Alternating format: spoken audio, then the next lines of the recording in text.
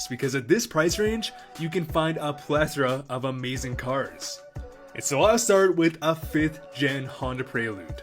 Introduced in 1997, the 5th generation would only stay in production until 2001. 200 horsepower, 156 torque, which may not seem like a lot of power, but do recall that these figures are very comparable to a 2015 Civic Si, which is 15 years newer. So combine that with a 2,900 pound curb weight, 0 to 60 in 7 seconds, and a 5-speed manual, this car is a blast to drive. And if you can, look out for the Type SH model, which boasted a range of extra goodies including ATTS, aka Active Torque Transfer System. And the Prelude also came standard with modern amenities including heated seats, cruise control, a sunroof, and today, depending on where you live, you can generally pick up a clean condition Prelude for around $4 grand, so a great deal.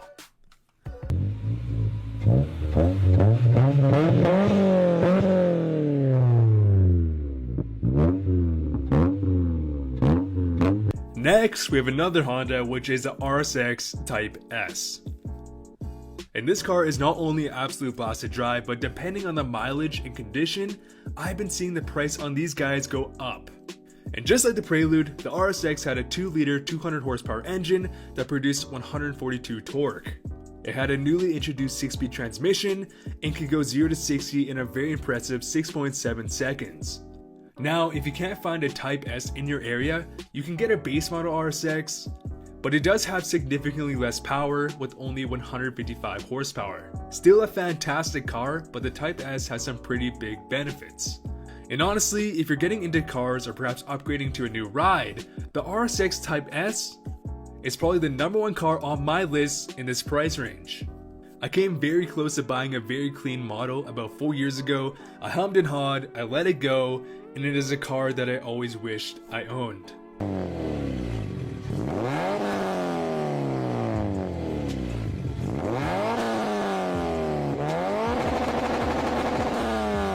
Next, we have the infamous Dodge Neon SRT4. And if you can somehow manage to find a clean example and love raw dramatic power, well, this car is for you.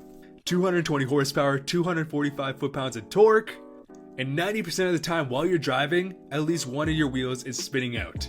It had a 2,900 pound curb weight, 0 to 60 in a very impressive 5.6 seconds. And the Dodge Neon is a very raw experience. And it's probably a pretty dangerous car if this is your first car, but it has okay practicality with 4 doors and a 5-speed manual. So if you can find a clean example near you, which is kind of a unicorn, pick it up, they're awesome cars. Not the best interior build quality, but again, awesome performance.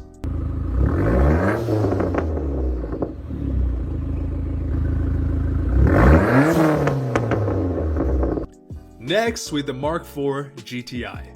And if you want something that has tuning upside and practicality, and realistically a car your girlfriend will like, the GTI is the car. As it is definitely the most comfortable ride on this list and is a blast to drive. 180 horsepower, 173 torque paired with a 5-speed manual. A 2,900 pound curb weight and 0 to 60 in 7 seconds. And the Mark IV may not be the most sought upon generation, but it is still a great car.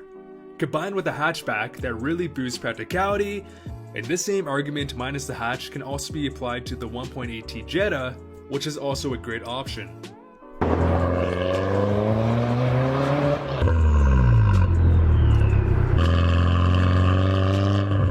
Next, we have one of the most underappreciated cars of the 2000s, the Cobalt SS Supercharged. And this car received no love.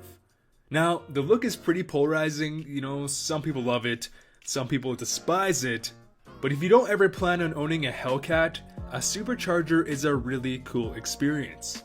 After I graduated high school, I was looking for something that had more than just the NA engine, and I actually bought a 2007 Cobalt SS, and I really liked it. It was great on gas, the interior was nice, it came with a stock boost gauge, which I thought was pretty cool. 205 horsepower, 200 torque, 0 to 60 in approximately 6.7 seconds, and you can find a clean example for well under $5,000.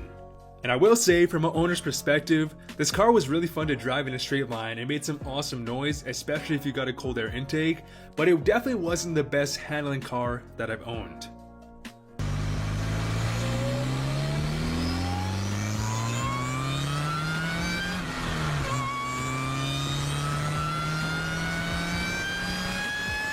Next, we have a 4th generation Mustang GT. More specifically, the 1994 to 1998 model. But the Mustang is hands down the most powerful car on this list. 285 horsepower, 215 torque, 0 to 60 in 6.5 seconds, and of course a great sounding V8 engine.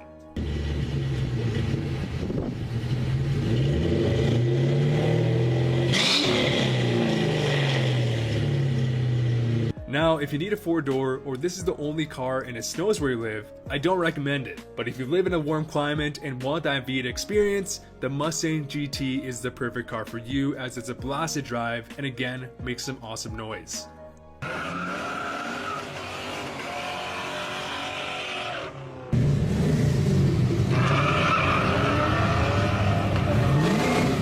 And we will end with the legendary NA Mazda Miata. Now, over the past decade, these cars have been getting more and more sought upon, as they are quite literally one of the best handling cars in history. And they're also how many people, especially on YouTube, have gotten into drifting. Released in 1990, the Miata became an instant icon, as it was a 2-seater, nice looking convertible cruiser that was extremely cheap compared to competitors, as it had a base price of $14,000. And what's insane about that is because it turned into an instant classic, I have seen very clean condition 100k Mazda Miatas go for well over $10,000. So it's safe to say if you don't destroy it, you're not going to lose your money. 115 horsepower, 100 torque, however, it only weighed 2,000 pounds. So it was peppy and it went 0 to 60 in 8.1 seconds, tied to a 5-speed manual. So what more could you ask for? I mean, maybe a supercharger. And if you're someone who has access to a more practical car or don't live in a winter climate, the NA Miata is a car that will not disappoint you. Especially if you prioritize fun factor versus raw power and want to get into modifying, as the NA Miata has a great aftermarket and can be an awesome place to start.